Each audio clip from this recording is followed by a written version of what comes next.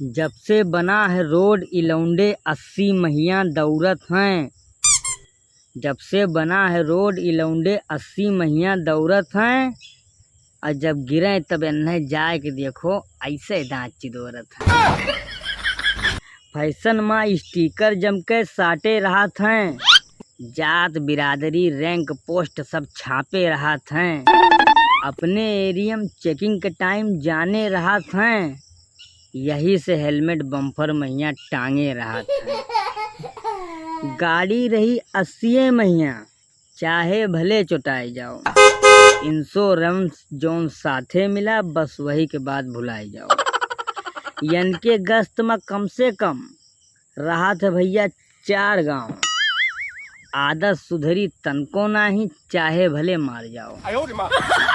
बम्बई से आए सेंट के खुशबू जब तक राहत है बस इतने दिन टंकी मत तेल यन के राहत है।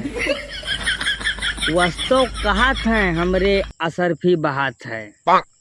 मांग चिनौटी दूसरे से रोज सुरती खात है। पाका बार 4 ठू बार डाई कराए लिहिस। गाड़ी पाइस दहेज में मॉडिफाई कराए लिहिस। कागज बैठाइस गाड़ी पुन्ने नरदहम गिराए दिहिस। इंडिकेटर दोनों वर्के वही दिन चटकाए दिहिस।